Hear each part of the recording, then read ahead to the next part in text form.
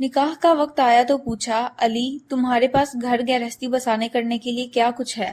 جواب میں علی کرم اللہ وجہہ نے دست نبی صلی اللہ علیہ وآلہ وسلم پر 500 درہم رکھ دیے اور فرمایا، آقا اپنی زرہ بیچ ڈالی، میرے پاس تو بس یہی 500 درہم ہے۔ کون باپ ہوگا جو اتنے مفلس و کلاش شخص کو اپنی بیٹی دے گا؟ مگر یہ رشتہ تو آسمانوں میں طے ہوا تھا۔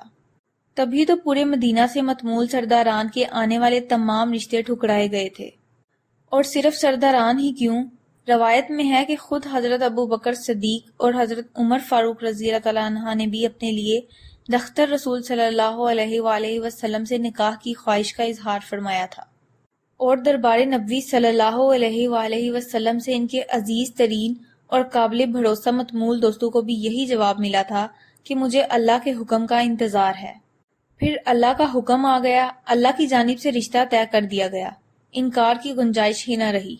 صفا پر ایک ہی چادر زیب تن کرنے والے غریب اصحاب کے ساتھ اکثر راتیں گزارنے والے حضرت علی کرم اللہ وجہہ نے جب خود خاتون جنت کے ساتھ نکاح کی خواہش بیان فرمائی تو رشتہ فوراً منظور ہوا کہ یہی حکم الہی بھی تھا۔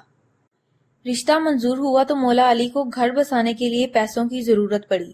اللہ سب سے قیمتی چیز بس ایک زرہ نکلی، سو بیچ ڈالی، اور پھر اسی رقم سے خاتون جنت کا جہیز خریدا گیا، جس میں ایک قمیض، ایک سر ڈھانپنے کے لیے کپڑا، ایک سیاہ کمبل، کھجور کے پتوں سے بنا ہوا ایک بستر، موٹے ٹاٹ کے 2 فرش، 4 چھوٹے تکیے، ہاتھ کی چکی، کپڑے دھونے کے لیے تانبے کا ایک برتن، چمڑے کی مشک، پانی پینے کے لیے لکڑی کا ایک برتن، 2 مٹی کے آبخورے، مٹی کی سراہی، زمین پر بچھانے کا ایک چمڑا، ایک سفید چادر اور ایک لوٹا۔ بس یہی کچھ آ سکتا تھا ایک سیکنڈ ہینڈ زرہ کے بدلے میں۔ اتنا مختصر سا سامان دیکھ کر رسول اللہ کی آنکھوں میں آنسو آ گئے اور انہوں نے دعا کی کہ اے اللہ ان پر برکت نازل فرما جن کے اچھے سے اچھے برتن بھی مٹی کے ہیں۔ اب آ جاتے ہیں پاکستان میں رائج عجیب و غریب خود ساختہ نظام کی جانب، جس کا ان اہم اور متوازن معاشرتی سنتوں سے دور دور تک کوئی واسطہ نہیں، مگر پھر بھی کوئی اس نظام کے خلاف اٹھنے کو تیار نہیں۔ صاحبان ممبر بھی چیخ چیخ کر خاموش ہو گئے، کیونکہ بالآخر ان کے ساتھ بھی پیٹ لگے ہیں۔ میڈیا جو ہر وقت عورت کی مظلومیت کا نعرہ بلند کرتا ہے، اس نے بھی محض مہندیاں اور ڈھولکیاں دکھا دکھا کر ان فضول ترین رسومات کو مزید بڑھا دیا۔ ذرا یہ جان غسل تحریر پڑھیں جو دراصل نعت خواں صابر خان صاحب کی ایک وائرل تحریر ہے۔ میں صاحب قلم کو کسی بھی حوالے سے نہیں جانتا۔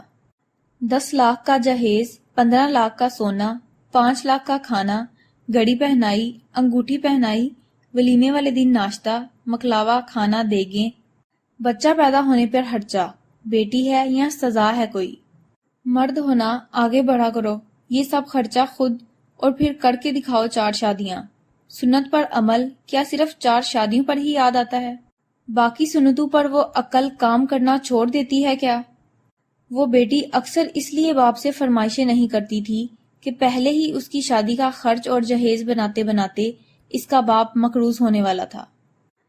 منگنی کے بعد اکثر لڑکے والے آتے رہتے تھے اور مہمان نوازی کرتے کرتے اس کی ماں تھک چکی تھی، مگر پھر بھی خالی جیب کے ساتھ مسکراہٹ چہرے پر سجائے ہر آنے والے کو اعلیٰ سے اعلیٰ کھانا کھلاتی اور خوش کر کے بھیجتی تھی۔ کبھی نند، کبھی جٹھانی، کبھی چچی ساس، کبھی مامی ساس، ہر رشتے کو یکساں احترام دلانے کے لیے وہ الگ الگ ٹولیوں میں آتے رہتے۔ ایسے میں شام کو اس کے بابا جب گھر آتے تو ان کے پاس خاموش بیٹھ کر ان کا سر دبانے لگتی، وہ جیسے باپ کو ہمت دلا رہی ہو یا یہ کہنا چاہ رہی ہو کہ سوری بابا، میری وجہ سے آپ قرض لینے پر مجبور ہیں۔ شادی کی تاریخ فکس کرنا ایک تہوار بن چکا ہے۔ لڑکی والوں کو پتہ ہی نہیں ہوتا کہ کتنے لوگ آئیں گے۔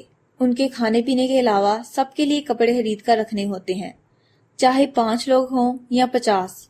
پھر بارات پر لڑکی کے باپ کو 10 بندے گھیر کر پوچھتے ہیں، جی کتنے بندے آ جائیں؟ بےغیرتی کی حد ہے ویسے۔